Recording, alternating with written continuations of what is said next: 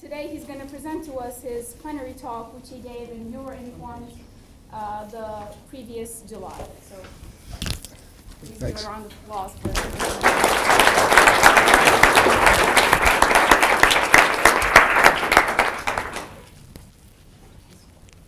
And so thanks for everybody coming. This is a rather small audience compared to the one I had in Rome. Literally, it was a huge auditorium with a balcony, and I was told there were more than 1,200 people at the talk and 300 or 400 in an overflow room. So I was pretty pleased with that. But I was also told that, you know, in being invited to give a plenary talk, that this had to be a very general talk. That the audience, while most of the people would, or all the people would be operations research, these were not people who would necessarily know anything about energy programming, so on and so forth. So this had to be a very general talk. And this gave me a great opportunity, because what I decided to do was to essentially do a marketing talk about integer programming, okay? And so what does that mean? And so my goal in this talk is to convince you, and I know many of you already are maybe convinced, that the technique of OR, and some people may disagree, we see some people from other areas in the room, that the technique of OR that by far has had the biggest impact on solving problems in industry, government, military, whatever you want, has been integer programming in the last decade. And so that's what I'd like to show you today. So we'll do a brief introduction to integer programming, and no mathematics in this talk, and I'll mainly emphasize history and some applications. Let's see. So good, I can see it right here. Yeah, that's good. Okay. And so basically what we're talking about is optimization models, in which some or all of the variables are integer, and most of the time when we talk about integer variables, not always, those integer variables are binary. And why binary variables? Because binary variables, 0, 1 variables, are just can be used to model almost, not quite everything, but almost anything. Certainly decisions in whether you do something or you don't do something. All kinds of nonlinearities are modeled by 0, 1 variables, non-convexities, and so on. Okay, so here's what I'm going to do today. Start with a bit of history of the past, and then talk about where we are now. And what I'm going to emphasize in this talk is real applications. And the key word here is real, okay? Applications are something that, you know, you might think somebody writes a paper and says, well, here's a model of a given problem, and here's an algorithm for solving it by some technique. A real application is when something is actually done in practice, okay? That's a big difference between what, you know, academic modeling and real applications. And that's what we really want to demonstrate today and about integer programming. Okay, I'm going to start with a little bit of history, and for those of you who've taken my discrete optimization class, you know how much I love this particular first thing. And this is really the beginning of modern integer programming. This 1954 paper by Dantzig, Fulkerson, and Johnson, where they actually solve a 49-city traveling salesman problem. You all know the traveling salesman problem, so I won't say any more about it, but why 49 cities? Well, at that time, it was 40. That time we had 48 states in the U.S., not 50, and add the one of the capital, Washington, D.C., and that's where the 49 cities come from. Remember, for those of you who look surprised there, Alaska and Hawaii were not states at that time. I thought they joined in 1950. Did they? Okay. Okay, but the TSP would not be interesting. Remember, we're talking about driving distances and so on. So yeah, okay, thanks for that correction. Oh, that's good. And so they actually showed that you could use linear programming to get a provably optimal solution to this 49-city problem, which had roughly 49 squared variables, and they did it all by hand. There was not a computer used. They did it all by hand, okay? Simplex method, by hand, with all those variables. Rather amazing. And after that, but that was a very specific problem, and they indicated there that, you know, this is just some evidence that maybe we can use linear programming to solve integer programming problems. And they very modestly said at the end, that's all we're claiming here. We're not claiming any general algorithms or anything. And it took until 1958 when there was a cutting plane algorithm. Cutting planes, you know, are these things that are linear inequalities that cut off solutions to linear programming problems that don't satisfy integrality conditions. Montgomery developed a finite algorithm for integer programming problems that could solve general integer programming problems. That was 58. And then following soon after was this nice paper by Land and Doig, and they actually introduced the notion of solving these integer programming problems by branch and bound. Branch and bound, again, I'm not going to go into any details here, but again, you use some linear programming, but lots of enumeration to explore the solution space. And 63 came another paper, a specialized branch and bound algorithm for the traveling salesman problem by John Little and others at MIT. And the neat thing about this paper is it actually coined the name branch and bound. And so the 63 paper is where the term branch and bound was created. And it just shows you how important, I think, getting the right name for a technique is. And I think branch and bound is a very cool name, and it's something that I think helped people pick up on the branch and bound method. And finally, probably earlier than this, but the notion of using local search to solve integer programming problems. This is one of the papers that's frequently cited, where you actually, you know, just solve over subsets of variables and continue in that way. In 1957, there was another perhaps important paper written by George Dantzig, who of course is famous for the Simplex method. And Dantzig in this paper simply said, look, we can formulate so many things by integer programming. And so jumping from linear programming, limited in the models you could deal with, go to integer programming, and now you can solve all kinds of nonlinear problems, scheduling problems, so on and so forth. But soon thereafter, somebody published a paper saying, hey, I've just used this finite Montgomery algorithm to try to solve a scheduling problem, and I added more Montgomery cuts to this problem than there were solutions in the first place. I could have enumerated everything faster than having done this algorithm, and so there was some doubt about whether this cutting plane algorithm could really work. And now let's start talking about applications. And so from the Dantzig paper in 57, it almost took a decade or a decade or a little bit more until there actually was what I call a real application, somebody actually using integer programming problem to demonstrably solve a real problem, at least the first ones that were found. Very difficult to find documentation of early applications. I spent a lot of time going through the literature, you know, loads of papers on different models, facility location, whatever you want, loads of different things like this, trying to get something, trying to see a paper where somebody actually said they solved the problem in practice. There was almost nothing in the literature. And so what I tried to do was contact some people who were involved with the early commercial codes, and some of those people are, you know, not living anymore. But I did finally identify somebody who I had great email correspondence with, and I'll tell you what he told me. And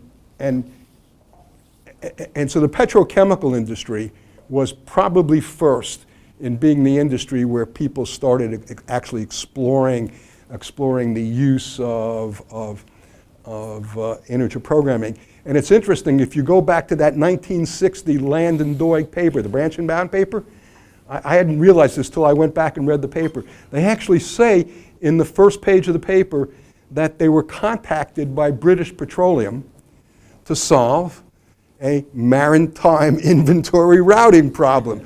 And some of you know here that that's an area that we've been working on at Georgia Tech. Alejandro's thesis, among others, were on maritime inventory routing. And Land and Doig, they say in the paper, they immediately went back to British Petroleum and said, look, in order to do anything for this problem, we need to develop an integer programming algorithm. Is it okay if we use your funding to develop a general integer programming algorithm? And British Petroleum said, sure. And that's how they got this branch and bound algorithm. But they never programmed it, okay? So that it never was actually implemented. It took the late 60s where there was a company called CIR, and they developed the first real integer programming code that you could actually use in practice. It was called LP9094, and it came in the late 60s. And it was developed by a team led by a guy by the name of Martin Beal. I don't know how many of you know that name, but he really is one of the most influential persons in developing integer programming. British. He was knighted or Sir Martin Beal or something like that. Okay. And one of the people on Beal's team was a guy by the name of Max Shaw, and he was the person I've communicated quite a bit by email and telling me about some of their first real applications. And so the first one, he mentioned these two. They did work for Philips Electronics on location of factories in Spain. It was a combination of, it was a logistics type supply chain type location problem, and also British Petroleum. I looked for the first published application, and again it came from the same group, and it was a military application from the United Kingdom. And things really were moving more in Britain, I would say, in England at the time than in the US or elsewhere. And so that takes us through the 60s. In the 70s, we began to see a transition to more powerful MIP codes that could solve a little bit bigger problems. And so LP9094 translated to umpire, transitioned to umpire, which went to Psyconic, and Psyconic then went to the code that many of you now know called ExpressMP. And so ExpressMP has this roots back to this LP9094, which was the first developed commercial code. IBM was the other big developer, and they had MPSX 370. Ellis Johnson was very involved in some of those developments. And from there, IBM went to OSL, which some of us have used here. That got incorporated in the public domain code CoinOR, but then IBM bought iLog and therefore now has SEAPLEX. Is there any meaning in this number 1994 that you mentioned? What? Is there any meaning in the number 1994? Does it have to do with any? Yeah, I don't know. It's a good question. I'm sorry, I don't know. Okay, so to put a little bit of a personal part into this talk, I'll tell you how I got involved in integer programming. So I was then a faculty member. This was in the late 60s at Johns Hopkins, and there was a talk, and this was the time. And somebody will probably correct me on the date on this one as well, but this was the time just when the Supreme Court in the US indicated the one man, one vote principle in terms of electing congressmen, congressmen, and so on. And you all recognize that. That's the state of Georgia. And Georgia was absolutely one of the worst states at the time in terms of the one man, one vote representation. The rural counties controlled everything, and it was something like in the Atlanta area, there was one congressman representing close to 1 million people, and in some of the rural areas, there was one congressman representing something like 100,000 people. And so this one man, one vote was really 10 men, 10 to 1. And that's what the Supreme Court said had to be changed. And so during this period, there was a lot of scrambling going on, and how are we going to do this?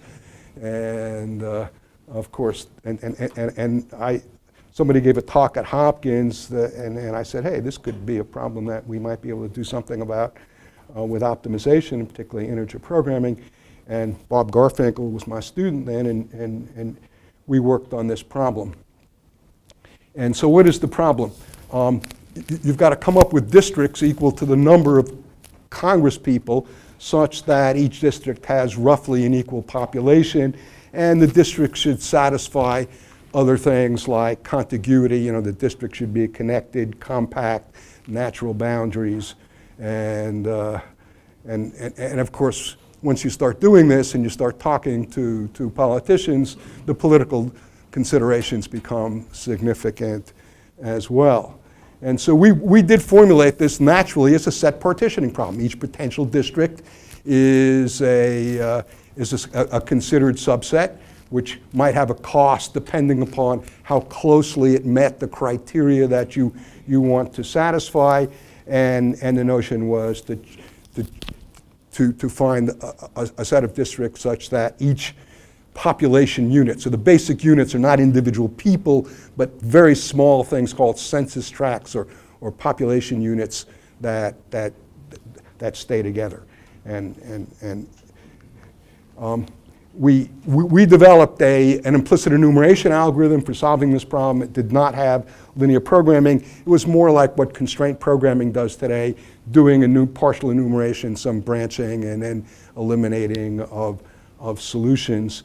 And Garfinkel was a really good programmer, and he wrote our code in assembly language, and we could solve problems with about 50 population units and maybe putting them into 5 to 10 districts. So for the larger states to make our method work, you had to actually suboptimize, solving sub-problems.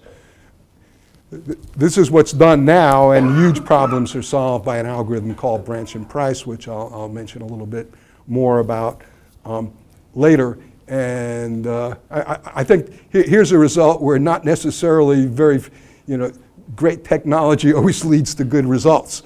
In that we're in a situation now where, yes, one man, one vote is achieved, but the party that controls the power can do pretty much what it wants within the legal rules, and so we wind up in the U.S. having something like 80 to 90% of our districts now being these so-called safe districts where one party totally controls the situation. Okay, coming back to general integer programming now, the 70s to 80s was really a transition period, and it was a period where there wasn't much advanced in the application side, but there were lots of theory developed. And so, for example, the complexity theory, the notion of the NP hardness and so on came then. People talked about polynomial time algorithms for linear programming and leading to the barrier algorithm. And in integer programming, a huge number of papers on cutting plane, specialized cutting planes, knapsack covers, flow covers, all this kind of stuff. If you've taken integer programming courses, you know about that were developed. But not much change in terms of the practical use. Still, it was basic LP-based branch and bound was the algorithm that was available, and it hadn't changed very much from just simply solving LP relaxations, branching, and so on. There was one exception, really, and that was the airline industry seemed to be much more forward-looking in terms of using technology than almost any other industry, and mainly associated around the airline crew scheduling problem. They began to do some very serious work on specialized integer programming problems, set partitioning problems, set covering problems with hundreds of thousands of variables and hundreds of constraints were being solved. And the airlines were probably the first that I know about that really did support a lot of academic research. And a lot of that took place right here. Ellis Johnson joined our faculty soon after I did, and he, through IBM, already had a lot of contact with airlines, and we then got our young faculty member Cindy Barnhart involved with us, and we began to work with many of the airlines, starting with Delta, but also with American and United, and that time Northwest and US Air, first on airline crew scheduling, but then on many other airline problems as well. So I see modern energy programming really starting as we see it now in the 1990s. And here's what caused the big change. And so to me, these are just an amazing set of numbers. And so SEAPLEX, code that probably you all know, I don't know if you know the development of SEAPLEX. SEAPLEX was developed by Bob Bixby. At the time, Bob was a faculty member in math sciences at Rice University, and he decided to write, just for fun, for his class, decided to write a Simplex code. I had known Bob for many, many years. He was a PhD student at Cornell when I was on the faculty there, and Bob, just one of the most incredibly meticulous people I've ever known, and just gets so involved in details. And he wrote this linear programming code and then sent it to a few other colleagues around the country, and people said, gee, this is a quite nice code. And why don't you think about seeing if industry's interested? And so he did, and he got some good response. But then people said, hey, we really need integer programming. At that time at Georgia Tech, Martin Salvesberg, who had first come to Georgia Tech in 1988 as a postdoc, and another graduate student, and I started working on Minto, which was a research code for integer programming, and it was a code that you had to have another LP solver, but with that LP solver, now you could get to any part of the code, add any cuts you wanted, any kind of branching rules, so on and so forth. And Bixby knew about our work with Minto, and we got involved with him, and Minto really was the start of the SEAPLEX integer programming code, which of course then took on, developed quite a bit since then. And here roughly from experiments that Bixby and Zhanghao Gu, who was a PhD student here as well, have done over the years, have shown the improvement in the speed, in the algorithmic speed, not the computer speed. Computer's fixed here. Here's the algorithmic improvement of about 30,000 in SEAPLEX to 2007. And at the end of, roughly at this time was when Bixby and Gu and Rothberg left SEAPLEX, moved to Gurobi, and started Gurobi, which, let's say Gurobi 2009 was about the same speed as SEAPLEX 11 in 2007, and since up to 2013 now they've had another 20 speed up, algorithm speed up, okay? Just algorithm. Together, there's the number you see. When did the Coin OR movement start? Like because are all these like corporate codes, like in regards to like publicly available? Yeah, in a minute, okay? Hang on. And so there's what we see is this 250,000 or so speed up over what, a little bit more than 20 years algorithmically. And now just take a modest 1,000 speed up in computer on the hardware side, and so you put those two together, and now look at the effect, and so what you could solve in 1 second in 2007 would have taken greater than 4 months in the early 90s. What we can solve in 1 second now would have taken more than 7 years in the early 90s. So, this is what really has made it possible to do all this kind of stuff. And how did this happen? Early on, the codes seemed to focus in one direction or another. we had this Gomery cutting plane codes. They didn't work very well. We had branch and band, which just used LP, and the LP codes. Part of this big improvement is in the speed of solving linear programs. And the LP codes were not really all that good. But now you add to this all this work that's been done on cutting planes and pre-processing, meaning that you should clean up these problems, first of all, with some very simple rules before you get into the sophisticated stuff, reducing the size of the problem a lot. Also heuristics for finding good feasible solutions quickly. Put this all together, and as this slide comes from Rodolfo, stirring it all up and you get this ultimate result. Can I ask a question? Sure. When you say better LP, so this means that these inferior point methods are used commercially also these days? They are, but that's not really, they're not used so much for integer programming because interior point codes, which on some classes of problems are certainly better than the simplex method, don't have a good restart capability. The whole idea of branch and bound is, you've solved an LP and you add a constraint and you want to resolve the LP, you need to use the current solution. And so what I'm really talking about here is the linear algebra.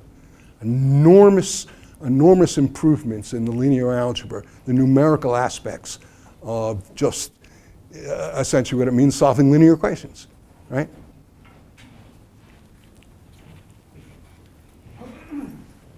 So here I list a whole bunch of the stuff that made these improvements possible. Just figuring out what's the right, this simplex method is really not a single algorithm, right? You got primal algorithm, dual algorithms. Steepest edge means how you choose the entering variable and so on. But all of these things put together was what really made this possible. And so here we go with perhaps answering David's question a little bit. On the commercial side now, of course, there's a lot more than this, but the three codes that are known to be the ones that are codes that can really solve big problems quickly, and these are the three main commercial competing codes are SEAPLEX, which is IBM, Express MP, now owned by, I forget which company? FICO, which is mainly a company that you don't think about in optimization. They do credit card analysis stuff, I think, and stuff like that. But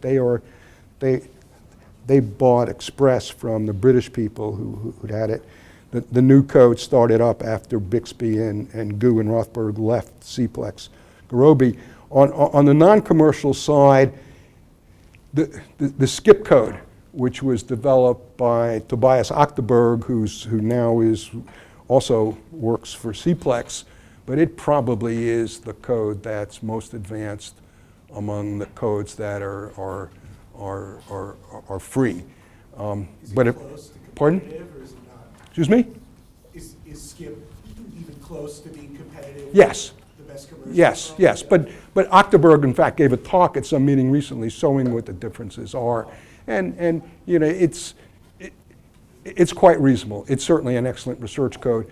It's open source, but you cannot use it for commercial purposes without signing some agreement with them. But for research purposes, completely open source and a quite good code. And then when IBM decided that OSL was not something they really wanted to pursue commercially, they moved all their stuff over to what became CoinOR, which is another set of codes that are open source.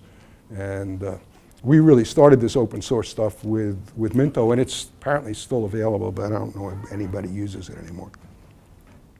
Okay, so I promised in the title something about impact, and so let me go there. Okay, so I thought about how am I going to measure impact, right? How am I going to do it in a broad sense? And I decided what I would do is there's this Edelman contest that takes place every year, sponsored by Informs, where you can submit sort of a case study of problems that you've solved, and then they have a serious judging process that picks 6 finalists each year. I think they get many, 10 times as many or more entries each year, and they look at the innovation, the financial impact is very important in how they choose these.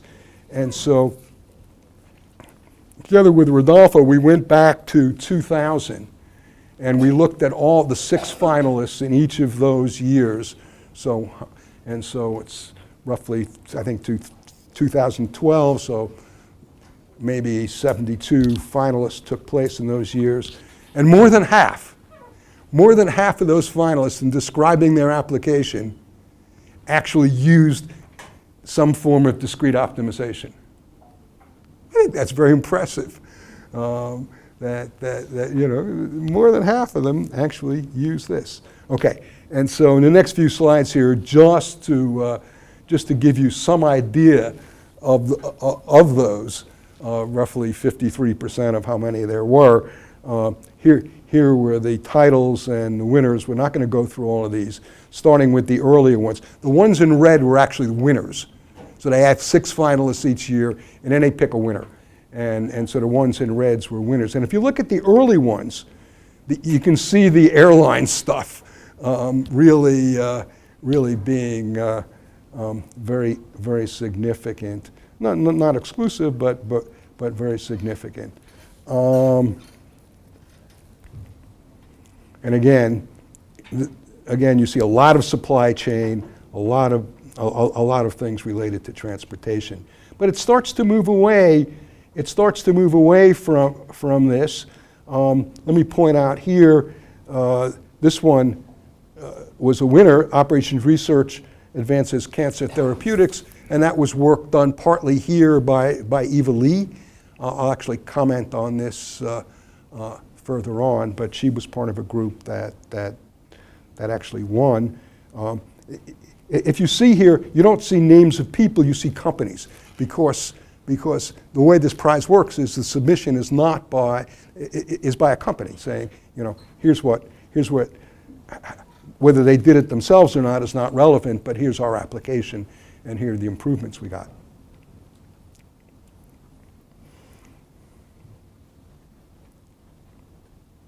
And so, different kinds of things now you see here. And I won't spend more time on this. Okay, but I thought I would take in the last 15 minutes or so, I would take some of these application areas and give you some more detail about where things are. And in many of these cases, since some of these areas some of them I know something about, others I don't know a lot about, I actually contacted people in the industries and asked them to give me information on how things were being used, and so that's where the material comes from. And at the end, I'll cite who they were. Let me start with transportation, and I'll do a citation already. These nice pictures all come from Rodolfo. Okay, and so we talked about airline optimization a little bit, but these were the people who really got a lot of stuff started, the pioneers in using optimization, and their work really had a huge impact on the development of integer programming methodology, and a whole bunch of different problems. The network planning problem, the one that says, okay, what should your network actually be? Where should you fly to, for example? Fleet assignment, we'll come back to that one as well. Fleet assignment means now that you have a flight at a given time from A to B, the question is, what size airplane should you put on that flight? That's fleet assignment. Crew planning is setting up schedules for pilots. Gate assignment, is what gates, how did you match your gates to your flights. And finally, at the end, and probably the problem that still is a huge one, is how do you really plan robustly and recover after bad weather, snowstorms, things like that. Okay, so crew scheduling, we partition a set of flights by crews, and you got a 0-1 variable for every possible routing a crew could take over a 4 or 5 day period. And in the 60s, the airlines began to, really the first major development exploring IP to solve this problem. And it still is a very large problem up through the 80s. The algorithms that were used in practice could not solve the whole problem. They're more like the heuristics of today. They would get a solution and then fix a whole bunch of that solution, optimizing little pieces in iterations, but not able to solve the whole problem. But in the 90s, there was a big breakthrough using column generation to try to directly deal with billions of variables in an integer programming setting. And this led to this branch and price algorithm, which a lot of the work was done here by Ellis and Cindy Barnhart and Martin Salzberg. And what they can do today now is they actually solve LPs with 10 to the 12th number of variables. I mean, and maybe 1,000 constraints. They still can't solve IPs with that size problem, but what they can do is they solve the LP with all those variables. Then they can extract something like 20 or 30,000 variables, and now you've got an IP problem with 20 to 30,000 variables, 1,000 constraints that you can actually optimize. And that's what technology is today. The fleet assignment deals with what size planes you assign to given flights, and this is a very important revenue problem in that if you use planes that are too small, you're going to lose. You'll get spill. In other words, you'll have full flights, but you'll lose lots of passengers, perhaps to a competing airline. On the other hand, that plane's next flight, if you use a plane that's too big, of course you're going to have empty seats, but maybe you need it for the next flight. So managing the fleet is difficult. The first mixed integer program began to use there actually by Delta in the early 90s, and that was work done here by Ellis and Cindy and I and Roy Marsden.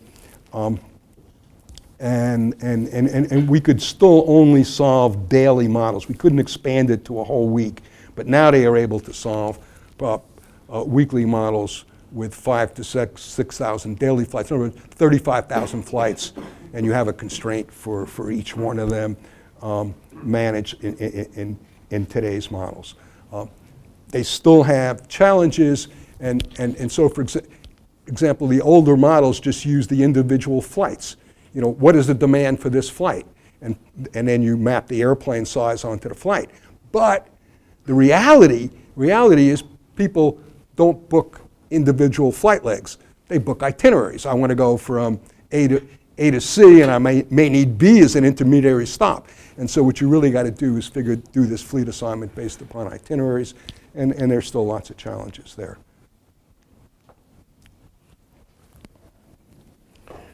Here's the problem, and I think here's what we're seeing in all areas of application of discrete optimization, the notion of trying to do robust planning and recovery because of uncertainty.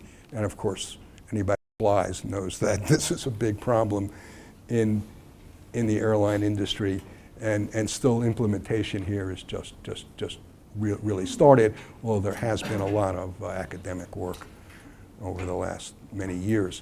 But when you look at trying to model the robustness here, and you've got 500 planes, you got 5,000 planes in the air, and any one of them could have some problems.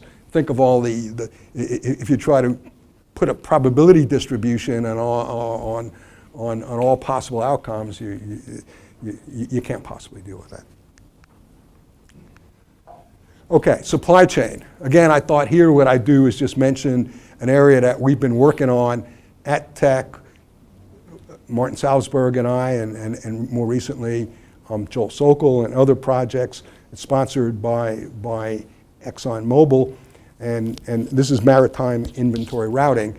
And maritime inventory routing is much harder than standard routing problems like the traveling salesman problem. Why? Because here you're trying to put together routing and inventory management. And this creates much more complex problems.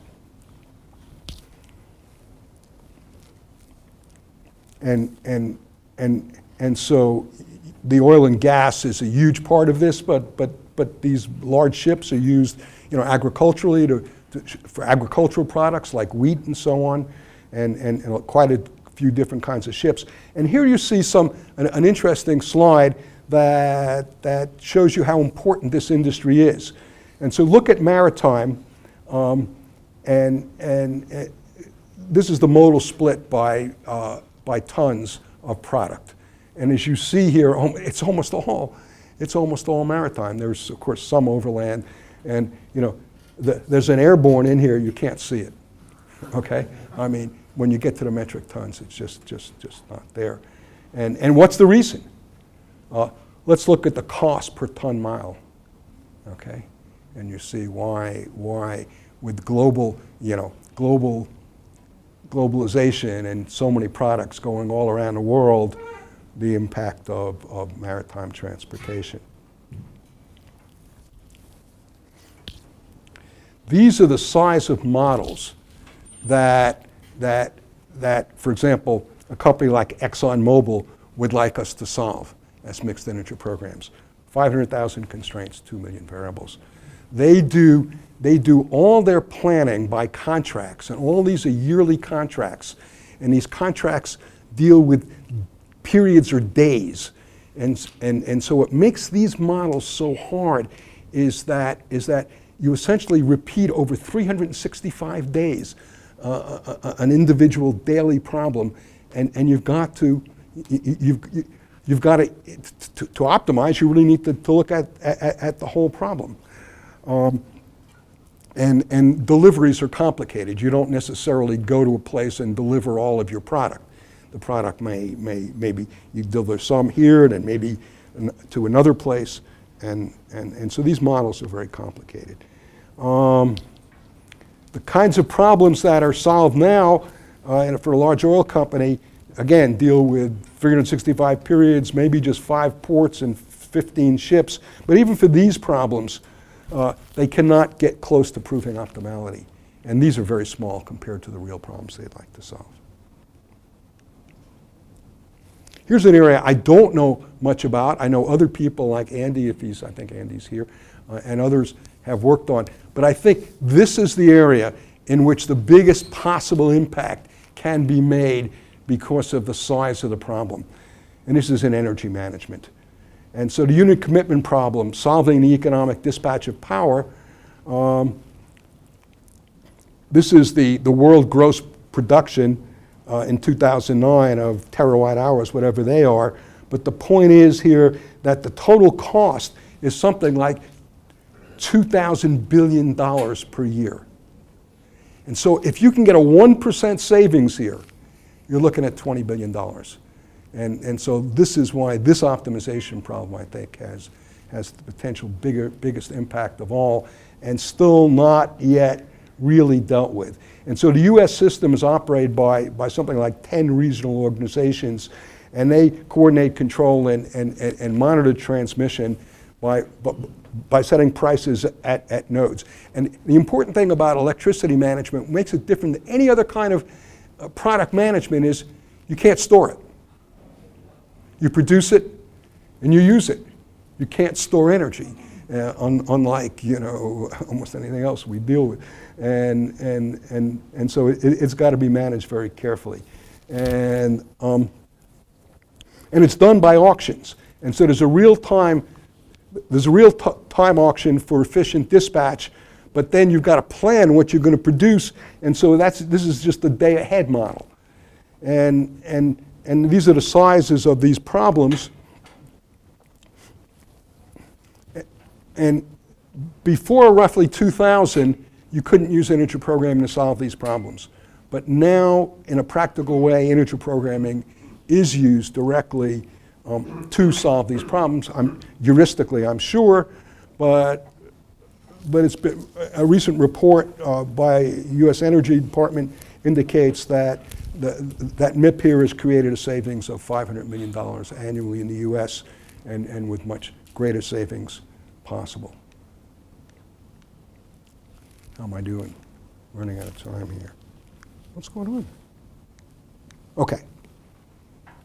One more, or maybe two more of these, and then we'll quit. And I couldn't do this without talking about this, and so sports scheduling. Now we just talked about energy and is this really important? Well, the sports industry. Here's the amount of money spent annually by the sports industry. This means television, whatever you want. $300 billion annually in the sports industry. That's twice the amount of the total automobile industry, okay? And for example, 7 times the amount of the movie industry. And what drives this revenue more than anything else is TV scheduling. You've got all this, what they call inventory of games. Which games do you do and at which times do you do them, and so on and so forth, creates a huge problem. And so let me just say a few words about Major League Baseball in the US. Together with Mike Trick at Carnegie Mellon and my former student Kelly Easton, we have a company called the Sports Scheduling Group, and we do the schedule for Major League Baseball, and we do the football and basketball schedules for most of the major college leagues as well. Baseball scheduling is about one of the hardest problems I've ever worked on, even though it's deterministic. And so there's not an issue here of uncertainty. But we got 30 teams, 2 leagues of 15 each. Used to be 16, 14 until recently. We did a lot of work. We did about 3 years of work for Major League Baseball trying to help them decide whether they wanted to go from 16-14 to 15-15. And they finally did go to 15-15. And so the size of the problem is huge. Each team plays 162 games over 180 days, and you've got to decide who plays who on every day. And the thing that makes these sports scheduling problems really different from most of the other optimization problems that I've dealt with is a ton of soft constraints. In other words, you really cannot get the clients to articulate what they want. They tell you they want everything, and what they want is always infeasible. And it's impossible for them to understand that. And so you ask them to prioritize, and they try. But then they look at a solution, and so it really becomes almost impossible to construct an objective function. Because they look at a solution after they prioritized and they said, we didn't get any of this. And you say, well, that was, remember, you put a low priority on that. We've changed our minds. And so we know of no other way but to iterate and iterate until, one or both sides get exhausted before you can actually say, we have a solution that we're ready to live with. And it seems to me that still there's a big challenge of how you deal. Of course, the way we do it is all these soft constraints wind up pretty much in the objective function.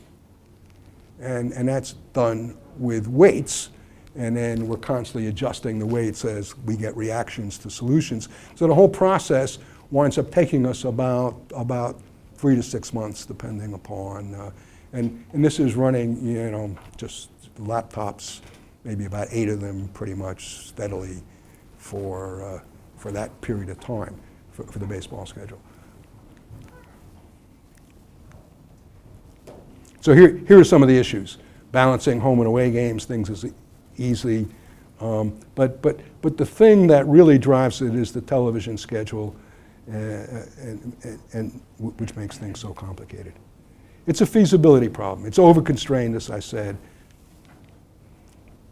Here's the full problem as we try to write it down, even with our understanding of, say, here's the priorities on the soft constraints, this is the size of the problem.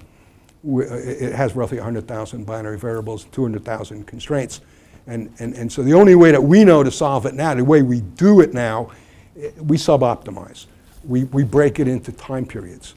Like the first part of the season, and there's interleague play. Well, now interleague play goes on all the time. But we have to break it into sub-problems and try to connect the edges of the sub-problems because they're done over time, which is essentially, again, what you do in the maritime routing. And I keep on asking myself, can we do this with one MIP? And I don't know how to do that yet. I am running out of time.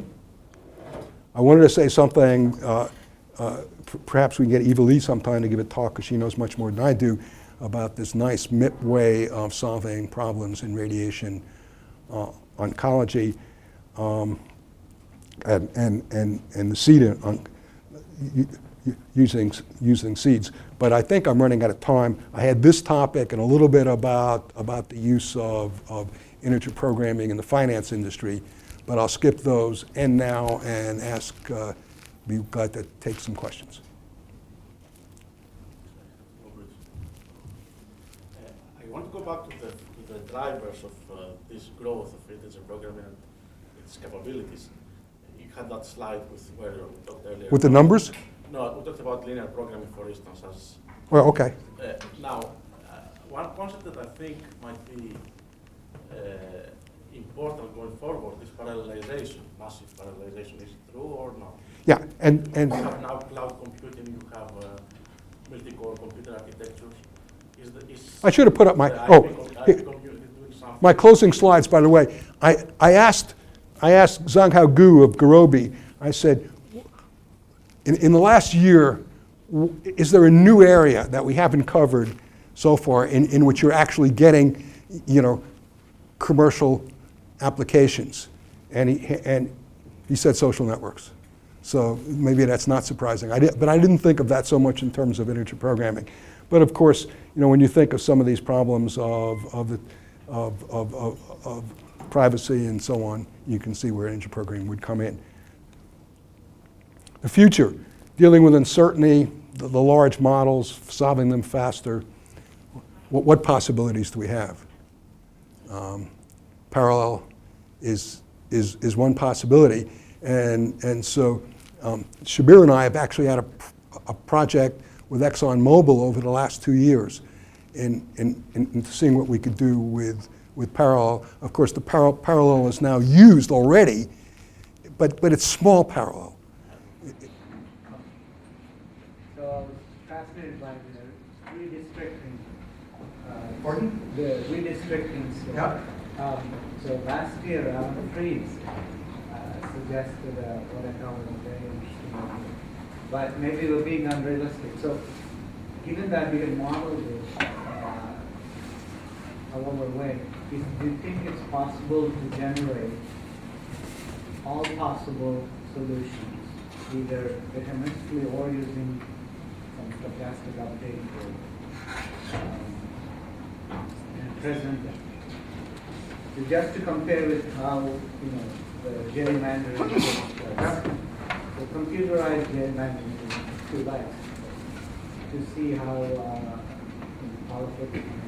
I mean, certainly you can generate, loads of solutions. And how we do evaluate them, I think. But if you took a random from that and say that this is blind to. Exactly. Big political problem. Can come there, right? Yeah. So one question I had is maybe you give some perspective over the years.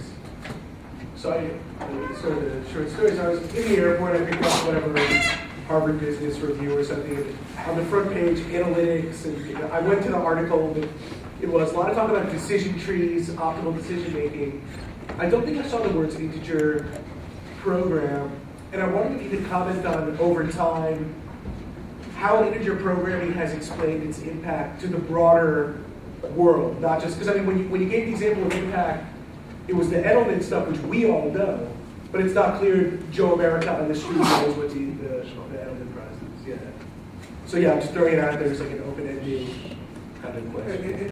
More in general, I think, the whole operations research community has worried over the years, how do we project ourselves in terms of the general public, knowing that a lot of these things are due to things like optimization. And I think we've not done well at all.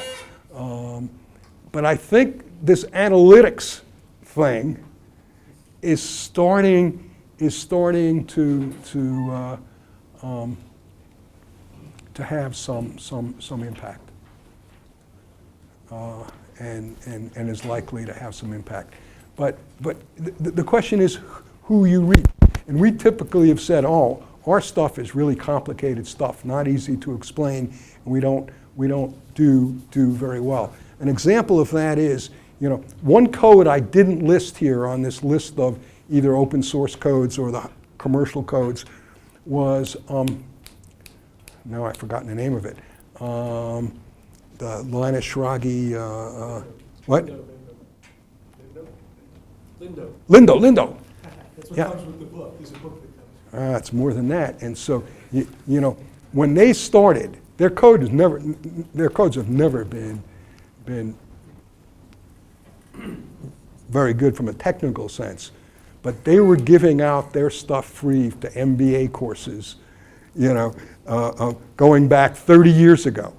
And so an MBA would graduate, an MBA would go to some company, had an optimization problem. What code did he know? Lindo. And so Lindo, has very widespread use, even though it's, and so that's what you've got to make happen, right? We've got to get our students, after taking our OR courses, to go out there and associate in their companies, these stuff, but big challenge, right? So you said the political districting problem was kind of when you got into IP? Yeah. But you had, at the time, had already been active for a while, and you had written a book on DP, and you were... Yeah, but I'd never used IP. I mean, this was the start of my interest in... Right, so I was going to ask you, what was your thought process? Why did you decide to go into IP? Because I really thought, Alejandro, that once I started working on this, that the application scope of this technique was huge. And therefore, it would have much bigger impact. And at the time, very little was known. And so there was lots of opportunity also. Hey, in IP, there was tons of things that you could think about to try to work on, right? And so, yeah, that's how I got started. So most of the stuff you talked about were planning problems. Yep. In operations research, I mean, is there any possibility that integer programming will get into operational problems, doing things on the phone, giving you decisions? It's happening, isn't it? I mean,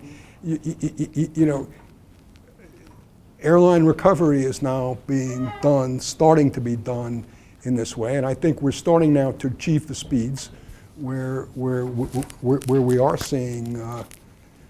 seeing things that are done in almost real time. So I think that will be there. I still think how to deal with robustness is a huge issue. Might have some students who have classes will be provided. Yeah, okay.